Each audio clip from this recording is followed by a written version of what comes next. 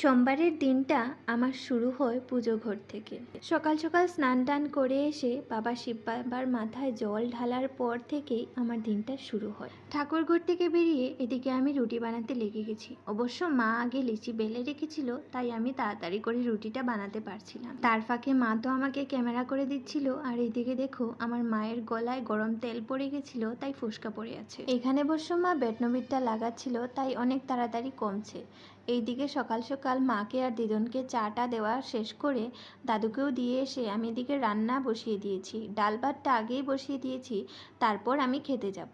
আর এদিকে দেখো আজকে এত হাওয়া দিচ্ছে, জানলাটা খুলে আমি রান্না পর্যন্ত করতে পারছিলাম না। ঘর থেকে শুধু আওয়াজ হচ্ছিল, যেমন বাইরে সাইক্লোন হচ্ছে তেমনই আওয়াজ। তারপর আমি চাটা খেয়ে নিচ্ছি, এইদিকে আমার মা শাকগুলো বেছে দিচ্ছিল। আমি রান্নার আগে দিদন আর মা মিলে সবকিছু কাটাকুটো করে আমাকে রেডি করে দেয়।